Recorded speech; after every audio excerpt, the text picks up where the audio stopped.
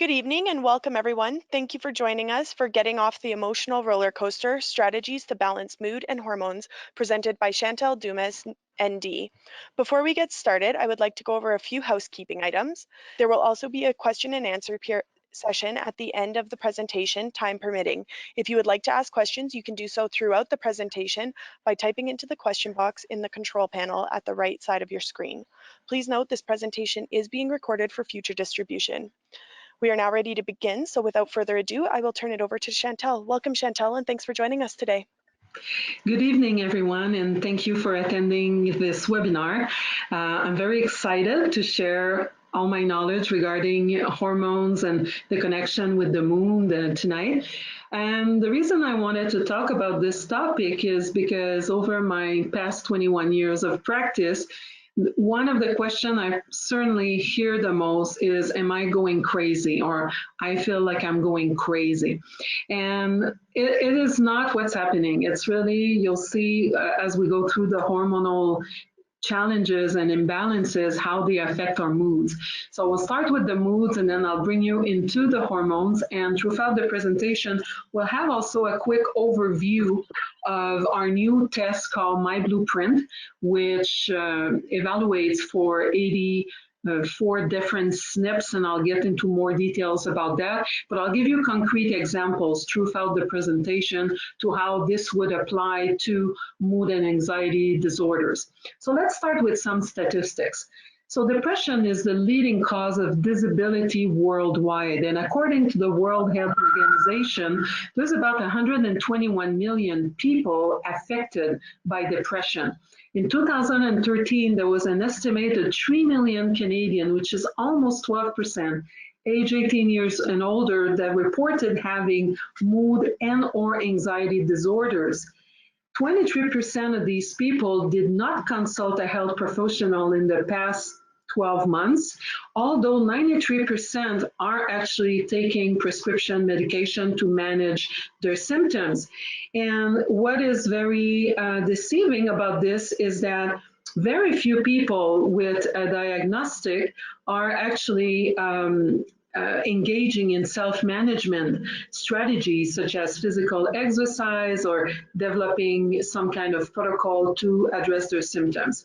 And as we know, females have a much higher rate, almost twice as much mood disorders and generalized anxiety than their male counterparts. Okay, so depression. Depression is also called major depressive disorder. There's a whole spectrum of intensity of the symptoms, and they can also vary through the month or through the different depression episodes that one may encounter through their life. So depression is a very common and serious illness that impacts negatively how we feel, the way we think, and how we act. So we have to be careful. Like sometimes we'll say, oh, I'm so depressive before my periods. Like we can go through little episodes, but to really be considered a clinical depression, the symptoms have to interfere with your ability to function, whether at work or at home. And real clinical depression is diagnosed in 1 in 6 people in the overall population at some point in our life. But 1 in 3 women will experience a major depressive episodes in their lifetime. And again, these are the statistics, so those who actually seek help and diagnostic for their symptoms. So here are some of the very common symptoms. I'm not going to go through all of them, but just so that we are conscious that some of the symptoms of depression can affect us not only emotionally, but also physically. So a lot of the symptoms that can be experienced physically. Okay, something appearing here.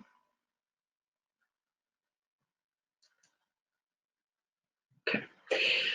So now the flip side of depression, general anxiety disorders, you'll see that very commonly people may experience both ends of the spectrum.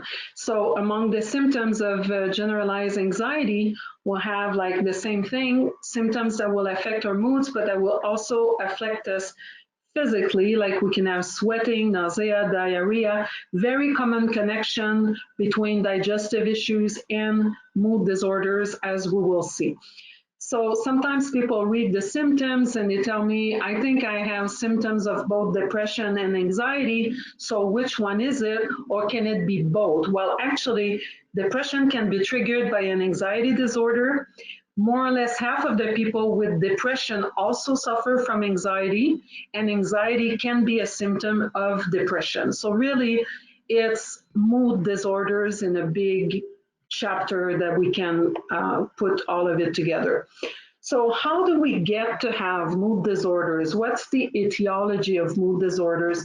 We don't know for sure. We don't have like one specific answer to that.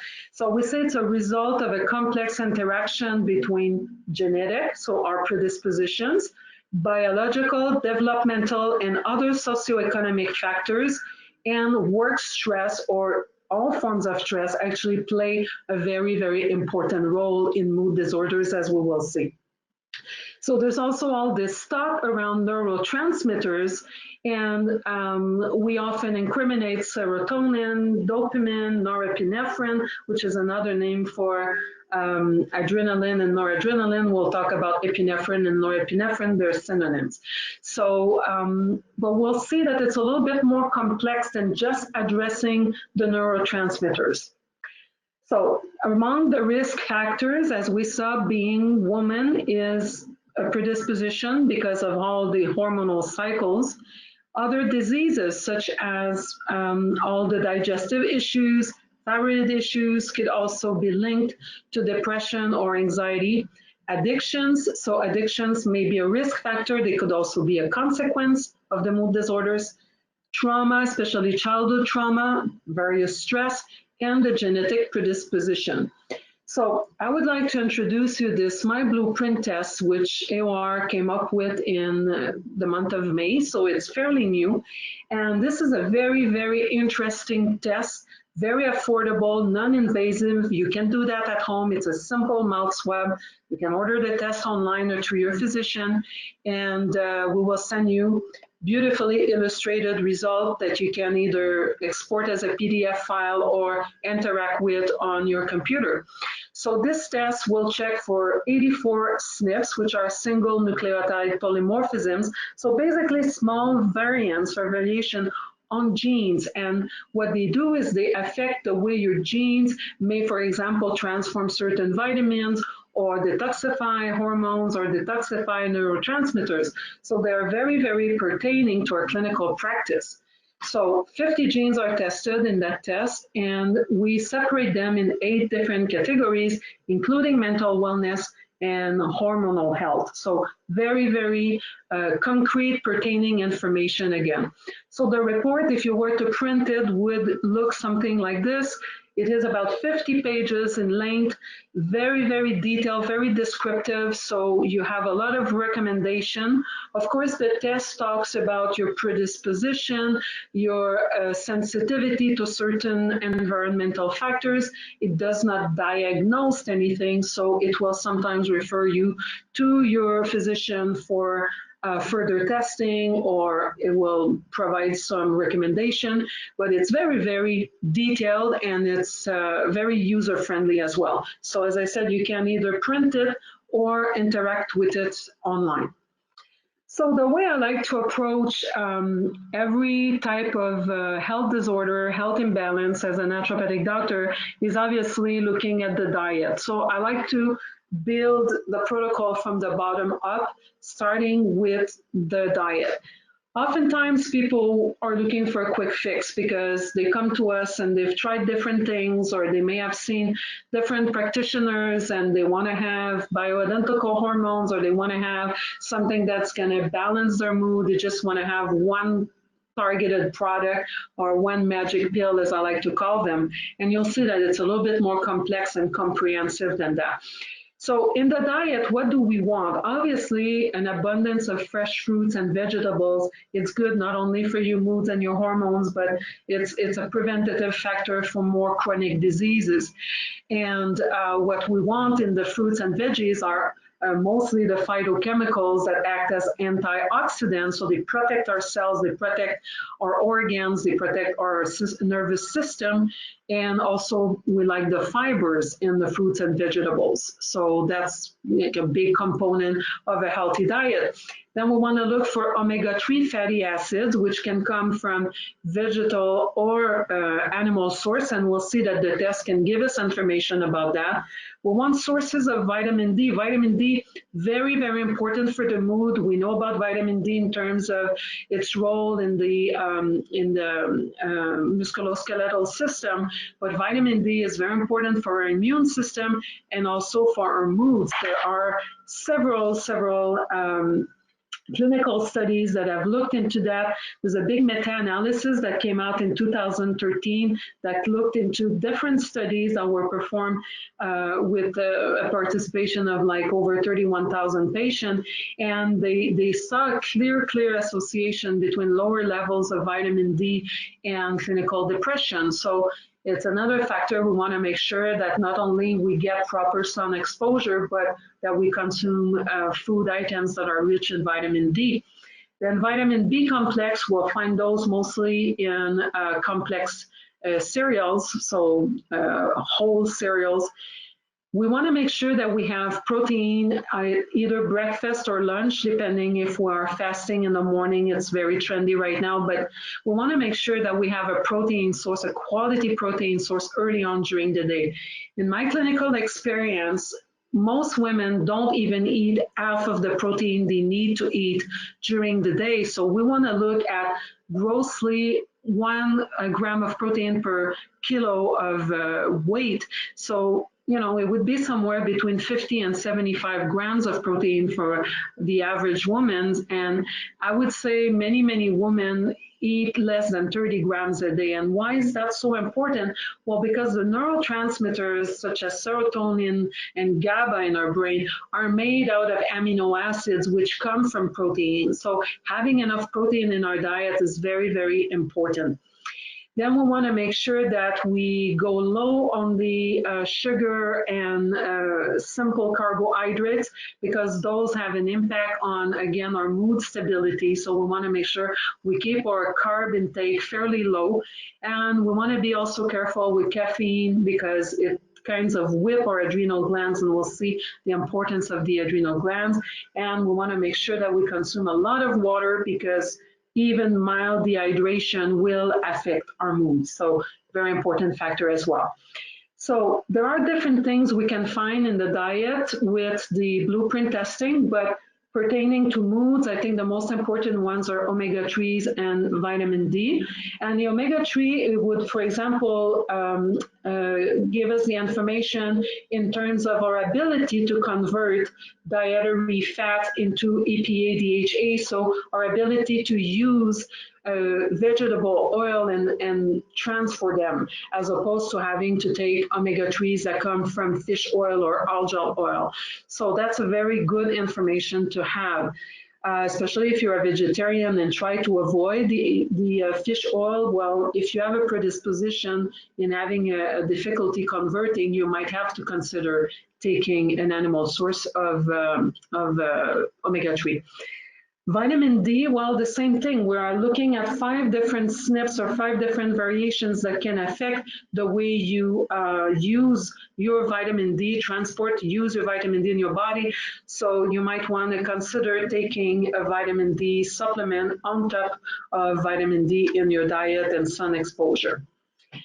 In the diet, we also want to make sure that we look into food sensitivities and neurotoxins. So good examples of that are the exomorphins that come from gluten and casein. So certain people lack a specific enzyme called DPP4 enzyme.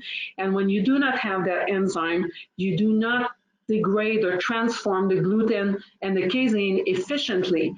And the resulting protein that you have can attach themselves to morphine receptors and will induce certain mood changes. So that's something you might want to test out just by simply removing all wheat and other cereals that contain gluten and dairies from your diet and see how that affects your mood.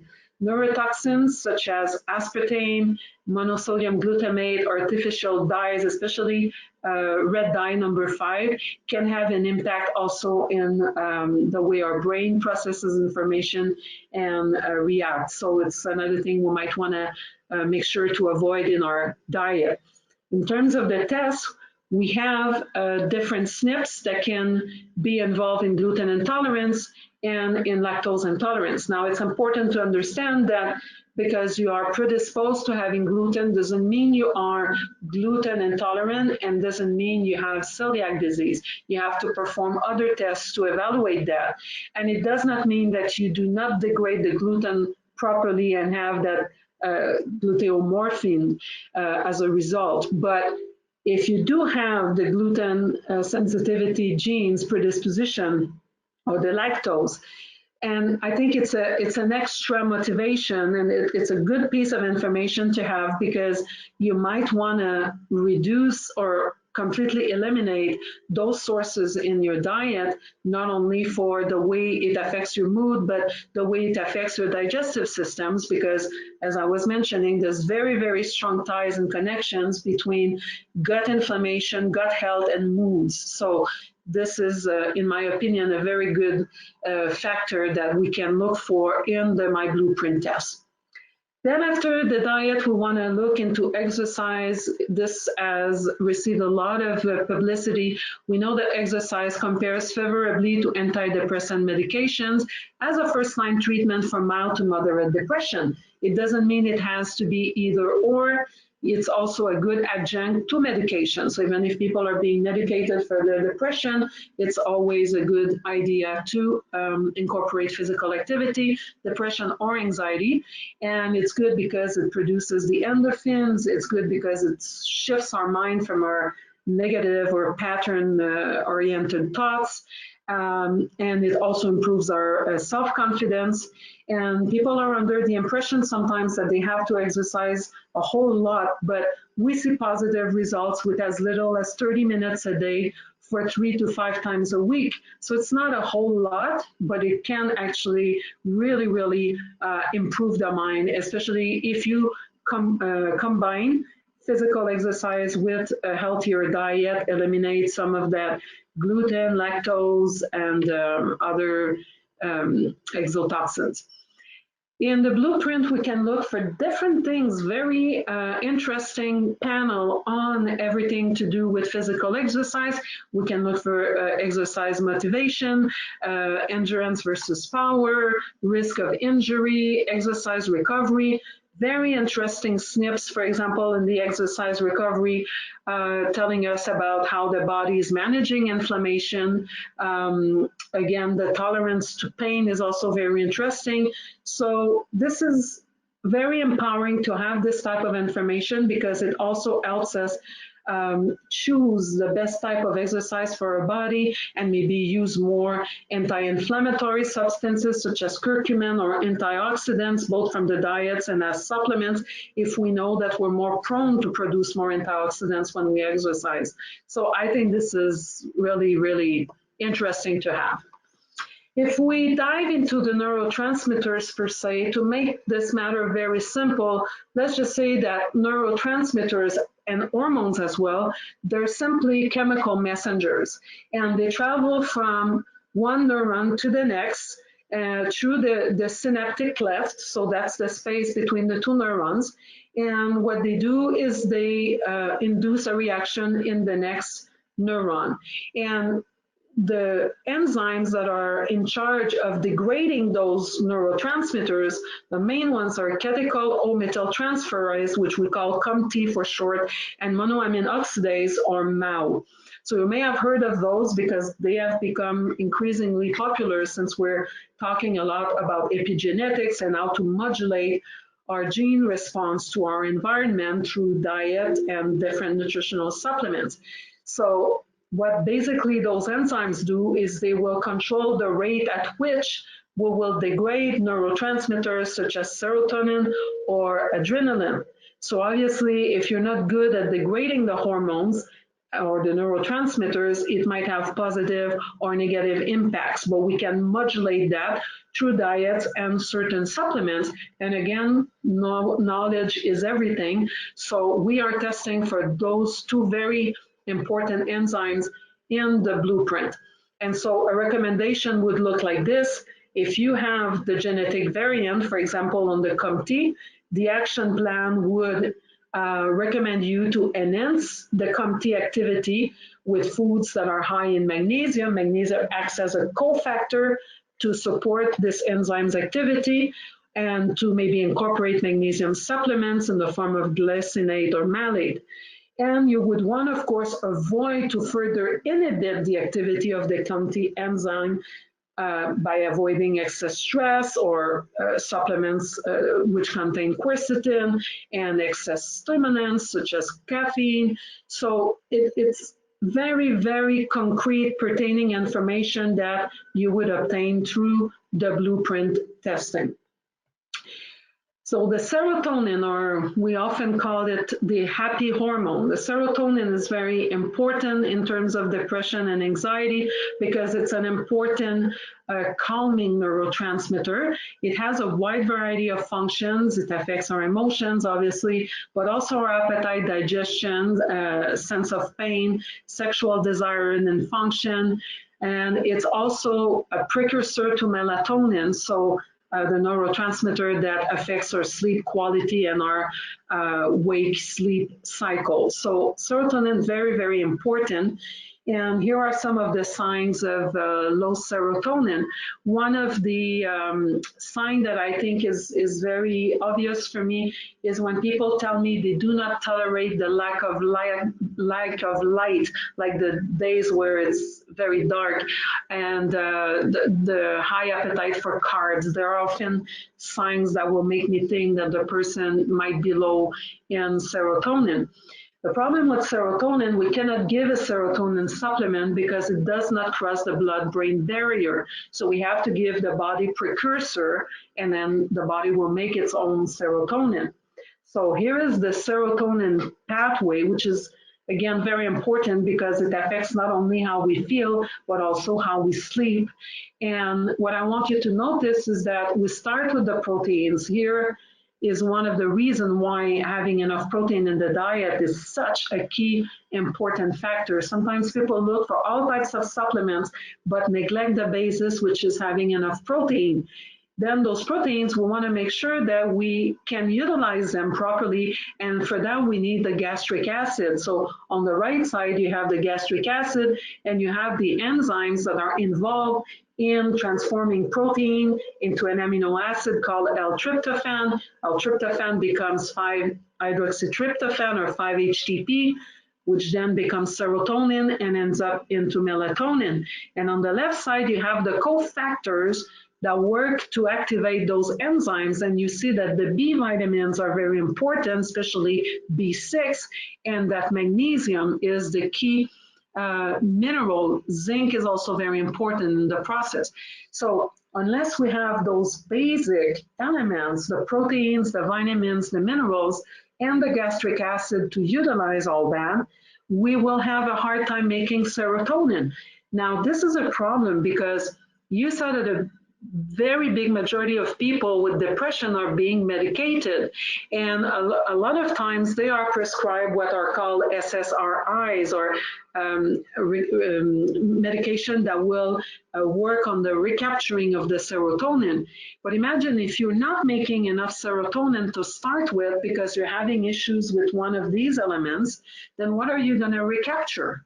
So that's why not everybody has the same response to those SSRIs medication. And that's why we also want to start with the basic. So start with the protein, make sure the person has the cofactors, so the B vitamins and the magnesium. And 5-HTP does exist as a supplement, but again, if you notice, you need the B vitamin and the magnesium to convert that 5-HTP into serotonin and melatonin. So oftentimes people tell me, I've tried 5-HTP, it doesn't work for me, and it's only because they're not taking the cofactors. It might also be a matter of dosage because, you know, as you'll see, it comes in 2 different dosage. So if people have a hard time having enough protein in their diet, I like to recommend Advanced Whey. So it's a very high quality protein supplement. You have 22 grams of protein per scoop or per serving, and it's very low in sugar, 1.4 gram of sugar, low in fat as well. And if you want to make it more keto oriented, then you can always add some of the good fats in your smoothie. Very easy to mix, very good tasting. And what is also very unique about our Advanced Whey is the amount of lactoferrin that it has in it. Lactoferrin is very important in supporting our immune system. And like I mentioned several times already, the connection between the gut, inflammation in the gut, and what's happening in the mood. So lactoferrin might be a very interesting element. And also the alpha lactalbumin, because of the transformation mechanism that we use, we are able to spare the high amount of alpha lactalbumin, and that's a good source of tryptophan. As you saw, tryptophan is a precursor to serotonin, our feel-good hormone or neurotransmitter. So that's all very good. And, people can make a smoothie if they're rushed in the morning, or, if they're not too hungry, they don't want to make a big breakfast, well, they can still have that good quality protein and take it on the go. They can sip on it on their way to work. I also like to put other supplements that people take. I make them open the capsules and add them to that smoothie. So as you saw, the B vitamins are very, very important for the neurotransmitters production, but also for overall health of our nervous system. And as you can see, vitamin Bs are involved in several pathways and functions in the body. So they're also very common deficiencies. Many people are deficient in vitamin Bs because they're not necessarily eating those whole wheat, or because they're gluten-free or whole cereals, and Bs are needed to produce the neurotransmitters. So the more stress we go through, the more B vitamins we need. Bs are also needed to use sugar. We know that in Canada, people use about 75 kilos of sugar per year. So that's crazy amount of sugar. You need a lot of B vitamins to process all that. So that's several reasons. And also to detoxify, we need the B vitamins. So many people are deficient in the B vitamins. And our B complex, advanced B complex and advanced B complex ultra are definitely the best option out there, because they are the active coenzyme forms. Among those SNPs, or those variations on our genes, some affect the way we transform vitamin B6, folates, vitamin B12, and they are more efficient in that way. So that's why it's important to take them in their active form for all the people who don't know that might have those limitations in the utilization of their vitamins coming from their diet. So we have them in the active form. We also have balanced ratios, so it's not the 25 or the 50. We have them in scientifically established ratios. So we have the regular advanced B complex, which comes in capsule form, and we have the more advanced or the newer version, which is the advanced B complex ultra, and that one comes in tablet form, and it has like 3 different forms of vitamin B12 in it. It's a formula that is a little bit more advanced, and for those who prefer to take less pills during the day. So 5-HTP comes from a herb called Griffonia simplicifolia. It comes from Ghana mostly, and the seeds of that shrub contains the 5-HTP, which we could also have from protein, but we have it here in a more concentrated format. And 5-HTP is good because it's well absorbed orally. Above 70% of it gets through the blood-brain barrier and is able to convert into the serotonin. So there's a lot of clinical trials that have been performed on 5-HTP, and we've looked at least 19 different ones, and we saw that 50% of patients saw improvement of their depression symptoms after 3 days, and 80% within 2 weeks. Now, as you know, conventional antidepressants reach their maximal effect between 4 to 6 weeks. So that's very, very quick acting. And again, it would perform even better if you combine that with the B vitamins. So the 5-HTP comes in the regular dosage, which is 50 milligram, and the 5-HTP extra strength, which is double the dose, 400 milligram. Then in the neurotransmitters, we have GABA. So GABA is the principal inhibitory or calming neurotransmitter. So we often think of serotonin as being the most important, but the most abundant is definitely GABA. So GABA, what it does is basically it increases the alpha waves, which provides relaxation, and decreases the beta waves, which are associated with anxiety. GABA also comes from protein. It comes from glutamine, which becomes glutamate. And glutamate, when it has the cofactor presence, which are B6 and magnesium, becomes GABA. Glutamate has a bad name because we think of it as an excitatory neurotransmitter, but it's also a necessary one because it is associated with our brain energy, our learning ability, and so on and so forth. But the idea is to not have it in excess. It has to be well balanced with the calming neurotransmitter, which is GABA. But for that, we need to have the cofactor. So here are some of the signs of low GABA or GABA deficiency. And the factors that affect the GABA level are definitely chronic stress, dysglycemia, so we're back to not eating too much sugar, and gut microbiome dysbiosis. So gut microbiome, you'll see, is also very, very important in balancing our moods. So what we want to do to increase GABA, improve sleep, manage inflammation in our body. A lot of people live with low-grade inflammation, decrease the stress, incorporate exercise, and again, address the microbiome. Some of the foods that increase GABA, as we see all the good fermented food that are so trendy right now, but that are also very, very good for our microbiome or our gut bacteria. As you see, GABA needs absolutely B6 and magnesium as cofactors.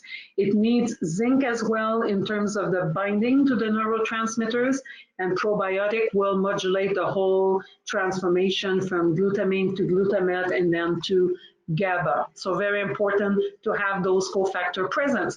And the beauty of it is both vitamin B6, magnesium, and zinc are necessary cofactors for GABA and also for serotonin, so they are the same ones. So the cofactors, you could take them again with the magnesium supplement or the B vitamins, but I really like the magnesium synergy. So it's our magnesium formula. It's a powder form, and it contains a whole array of vitamins and cofactors. So obviously it has the magnesium, it has the taurine, which is also very important in how we use the magnesium. It has the zinc, it has the vitamin B6. So it's really a whole formula. We can take it, for example, in hot water in the evening and have the calming effect of the magnesium and glycine and taurine, or we can use it as a sports supplement in our water bottle. That's also another very good way to use it. So here is the detailed information about this supplement, and I've highlighted the ones that are more pertaining to the moon and hormonal balance. Okay, so the microbiome. So we could do a whole presentation just on the relationship between the gut and the moods, and that's also a topic that's increasingly popular. But the microbiome is capable of producing and delivering neurologically active substances. So 90% of the serotonin is actually synthesized and stuck in the gut. And so we see that depression is closely linked to gut inflammation, and glutamine and glutamic acid, as we saw, depends on also the conversion through the gut microbiome. And there's clear association in clinical studies between diminished level of lactobacillus and bifidobacterium and diminished level of GABA. So very important, again, to address any kind of underlying gut inflammation or gut issue if we want to be able to balance the neurotransmitters. And because it's all very closely linked together, there's a crosstalk that's happening, and the inflammation, the serotonin, and the depression have to be addressed as one big factor. So again, we could have a whole talk just on that, but I only picked a few products in the AOR line that could be interesting for the microbiome, IBD relief. We have two very great probiotics, Probiotic 3 and Advanced Biotics, L-glutamine powder, and the Solufiber. Solufiber, very important in terms of also recuperating the hormones that we're trying to detoxify, and you'll see when we get to the hormone section. L-theanine is also a very interesting supplement that we could provide. Sometimes I go for L-theanine if I have younger children, elderlies, if I'm not clear into are we having more anxiety or more depression, theanine is sort of the balancing, does all neurotransmitter. So it comes from green tea. It acts a little bit like glutamate, so it antagonizes the action of glutamate, which is the excitatory neurotransmitter. So it has a direct effect on serotonin production, GABA production. It increases those nice alpha waves that we like, but it doesn't induce drowsiness because 5-HTP might have that effect in certain people. Well, you know, if you have to drive your car to work or if you're going to school, you might want to be relaxed but not feel drowsy. In that case, 5-HTP is very, very excellent. And we have a newcomer, saffron. Saffron has been studied quite extensively, actually. I found a few systematic review of different clinical studies, and it compares very advantageously with conventional antidepressants medication. It has a similar efficacy, and saffron works on the serotonin pathways, basically, but a little bit like curcuma, it has a wide variety of actions, and that's because you know, herbs have a lot of active molecules. They're not one single molecule. So saffron is also antioxidant, anti-inflammatory, neuroendocrine, and neuroprotective. So it protects our whole nervous system. So it's also a very nice addition to the different products for the moods we already had in the AOR line. So the one we have is 2% safranal, which is the main active ingredient. It's handpicked and standardized at 2% safranal, so you know that you have the good product. Saffron is a very expensive spice, so there's a lot of fake out there. It's important to use a brand you can trust. So how do we connect hormones and neurotransmitters? Well, progesterone, estrogens, and testosterone, so our main steroid hormones, act very, very closely with our nervous system. So there's a lot of crosstalk again happening between our glands and our nervous system. So it works through a bunch of negative feedback loops. So basically when there's enough of a hormone or hormonal fluctuation, it will tell our brains to do more or do less, and that can have an effect on the mood, and some people are more sensitive than others to that crosstalk. And as you see here, you have on the left side, like the brain during the menstrual cycle. We know that the first part of the menstrual cycle is dominated by estrogens, and then we ovulate around day 14, and then the second part is dominated normally by progesterone.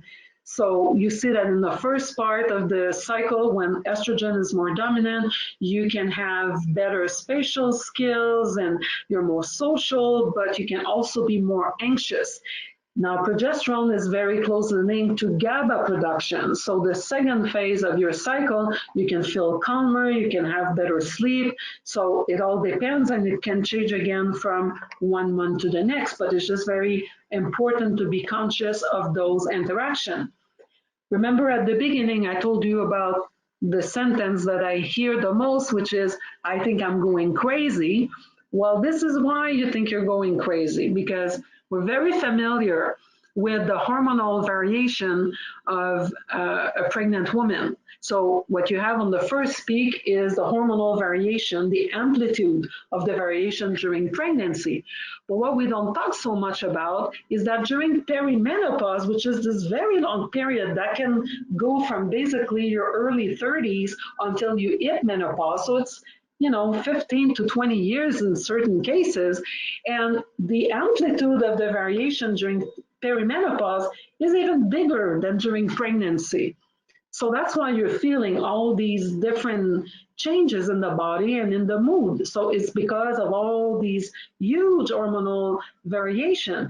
And during that period, that perimenopause period, women are 14 times more likely to experience depression. 14 times. So very close link. So again, wanting to just address one neurotransmitter might be missing the whole picture. So all these symptoms that we experience during perimenopause, again, can be physical, but very related to the mood. And here on the left side is what I like to call the Bermuda Triangle, because it is where a lot of women feel that they're being engulfed, is between the nervous systems, the immune system, and the endocrine system. And as you see, neurotransmitters and hormones have this crosstalk between those three systems. And that's why it's very, very important to address the whole picture and not try to just take that one supplement or that one prescription medication, because we're a system, we work together. We have to look at the holistic picture of all of it. So again, progesterone mainly acts on GABA receptor. Estrogens will influence the serotonin activity, and testosterone goes into the dopamine, but we'll keep that for a different talk. We'll focus mostly on estrogen and progesterone. So here are some of the symptoms of low estrogens. We all know them because we hear a lot about it going towards menopause. And it's very sad because many women are actually being prescribed antidepressant medication, and a lot of times it's just because they've not done enough investigations into looking into the hormonal aspect of it all. So we're very familiar with the low estrogen and estrogen replacement, but not so much with progesterone, although this is greatly improving. But progesterone has a lot of impact on our body, and it's actually there to balance the effect of estrogens. And as you can see, a low progesterone can be linked to depression and anxiety. So not so good. So in the hormonal variation again picture, yes, for sure, the estrogen goes down as we age and as we go towards menopause, like we've all been told. And yes, there is that 35% drop, but as you see, the drop is fairly smooth, and it's really happening more intensively once we pass our 50 or once we reach menopause. But look at the progesterone drop. The progesterone drops is as steep as 75%, and it starts a lot younger, because as soon as we are skipping ovulation certain months, we don't have that corpus luteum to create the progesterone in our body, so we need to rely on adrenal glands to produce all the progesterone.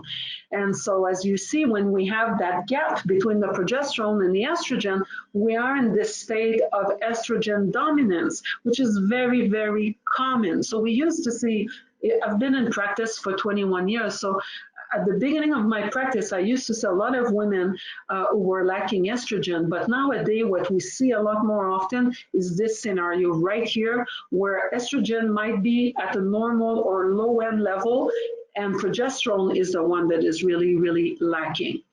So a lot of symptoms associated with estrogen dominance, basically all the hormonal complaints come from this state of estrogen dominance. And again, we have to be conscious of how it balances out with progesterone. So what do we do about this? Well, we have to optimize liver function. Two main pathways manage the estrogens in our body and all hormones in our body: the methylation pathway and the sulfation pathway. Methylation is dependent on three main vitamins: B6, B12, and folic acid. And as you see, the B vitamin and the magnesium are needed on both sides. So it's kind of very neat, because the same vitamins and minerals we need to create our neurotransmitters, we need them to detoxify our hormones in our liver. So we're really having a common conversation here. So the methylation, again, is a topic I could go on and on about, but it's basically how our body is adding a metal group between molecules and changing their structure and function. And that process is very basic to human life. Like, we really need the methylation to function optimally, because one of the things it does is it acts like switches and turns genes on or off. So we really want the methylation to function optimally, and some of the functions involve the synthesis of neurotransmitters, detoxification, and hormone clearance. So methylation has to be optimal. Certain SNPs, again, can affect the methylation pathways, and we look for 4 of them in the My Blueprint test. And again, it would be by incorporating the bioactive form of B vitamins that we could bypass those SNPs that we might be affected with. EstroAdapt is a very interesting product to detoxify the excess estrogens. The main ingredient that has been documented in there is DIM, but they all have important roles, and that will be the topic of another presentation where I will really focus on detoxifying estrogens, because it's really important to a lot of women, and it's been a passion of mine for a long time. So EstroAdapt is a good idea, but again, making sure that we're working on a gut that is healthy, that is not hyperpermeable, because then we're just recycling this excess estrogen. The HPA axis is basically the system that reacts in our body when we're exposed to stress.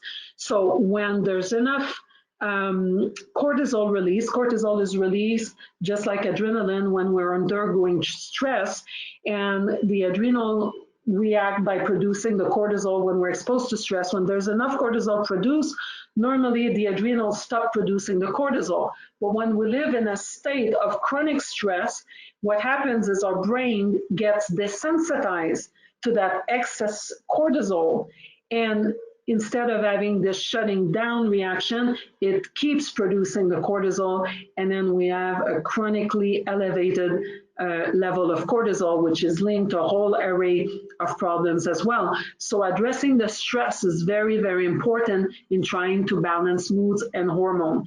It's also important because remember, when the hormones go down, the adrenal glands have to take over and produce some of our steroid hormones. Before menopause, the adrenal glands produce about 35% of our hormones, but after menopause, it's over 50% of our hormones. And what happens is when we produce this cortisol in excess, we're using the progesterone as raw material to produce that cortisol, and we end up lacking progesterone, therefore adding to that imbalance between estrogen and progesterone. Again, in our My Blueprint test, the level of COMT activity, remember when we saw it at the beginning, I told you that it acts in degrading the neurotransmitters, but also in the elimination of estrogen. So it will become pertaining when we look at the hormonal side. One of my favorite product to address the stress is phosphatidylserine. I find that since we've been talking so much about omega-3s, we kind of forgot that there's other important component of our cell membranes, and phosphatidylserine is one of them. And it's very concentrated in our brain and our cerebral cortex, because that's where it is mostly needed. And there's a phenomenon called synaptic fidelity, and it's like when we have enough phosphatidylserine in our membranes, it increases our sensitivity to the different neurotransmitters. So in other words, we don't need to have a message that is so strong to react. So it improves the communication between our cells. So phosphatidylserine, I really like, especially when women are going through those hormonal variations. I find it gives them a sense of release, and it's like providing a reset button. I really like the phosphatidylserine in perimenopausal women. So it brings down the cortisol level, so it helps with that tired but wired mode at the end of the day. So it helps with the sleep, helps with the memory. You know, oftentimes I hear that as well, that women feel like their memory is not as good as it used to be. So PS 100 is a very good option that you should really try. It resensitizes the cells in the brain. That's what it does, so they better respond to the different neurotransmitters. You could also go with the classic adaptogens. As you know, stress goes in three stages: the alarm stage, resistance stage, and exhaustion stage. And different herbs will act at different stages. For example, rhodiola will help you not react so much in the first alarm stage. Ginseng would help really support the resistance stage so that you don't get exhausted so quickly. And herbs such as licorice would help you get out of the exhaustion stage. So we have a very, very nice formula that's very popular at OR that's called OrthoAdapt. So OrthoAdapt contains all these adaptogenic herbs, and it also contains a very good portion of adrenal extract. So it's 125 milligram of the whole adrenal extract per capsule. And for those of you who are vegan, then we also have the OrthoAdapt Vegan. So it's basically the same formula, but without the adrenal extract. In my experience, when people are really burnt out and exhausted, having that extra support from the adrenal gland will really, really help acting faster and better. But if that's not an option for you, then we do have the vegan formula. The thyroid gland and the adrenal gland are very, very closely related. So when we have exhausted adrenals, very oftentimes the thyroid is affected for a number of reasons. For example, the elevated cortisol hormone will inhibit the transformation from T4 to T3, so thyroid hormones into their active form, and also the stress hormones will use tyrosine as their precursor, and tyrosine is the raw material also to make thyroid hormones. So when adrenal glands are chronically under stress, you'll find that it's important to support the thyroid as well. So a little formula that I like is I recommend 2 of the OrthoAdapt for the adrenals and 1 of the thyroid support. And that's usually a formula that works very well for most women. Again, you have to adapt depending on the biochemical individuality, but that's a good recommendation generally speaking. Again, mood disorders can mimic a lot of the thyroid disorder, mood disorders. So mood and thyroid are very similar. So you have to have proper testing to rule out thyroid issue before you take for granted that the person is only having depression or only having anxiety, because they can really be linked. And in the My Blueprint test, you have testing for 2 of the SNPs or the 2 variations that could impact thyroid health. So thyroid support formula, very complete, very good also to complement if people take, for example, Synthroid. There's absolutely no reason they should not take the thyroid support. The selenium will help them convert that that medication from the T4 to the T3 active form of thyroid hormone. The tyrosine will provide raw material to create the thyroid hormone. So even if people are medicated, yes, they can absolutely combine that with the thyroid support. So overall, how are we going to balance the mood? Well, we have to have a comprehensive look at the person that's in front of us. So again, we're not treating depression or anxiety. We're really addressing an individual who might be experiencing depression and anxiety. So we have to initially look at what's happening from a genetic standpoint, what are the predisposition, the sensitivities. Then we have to make sure we replenish the basic nutrients so we can add protein in the form of advanced whey, B-complex vitamin, advanced B-complex or advanced B-complex ultra, magnesium synergy, or any other form of magnesium we have in the line, vitamin D as needed. Then we have to make sure the gut is in a good state. People don't often know if they don't have chronic diarrhea or constipation. They may not be aware that they have inflammation in the gut or leaky gut. So we have to make sure we address that as well. So different options for probiotics, probiotic 3, advanced biotics, solid fiber for extra fiber. You know, we have to aim at 30, 35 grams of fiber a day. Very hard to do with diet alone. This formula dissolves completely in waters. That's very, very great product. L-glutamine, IBD relief, so different solution for the gut.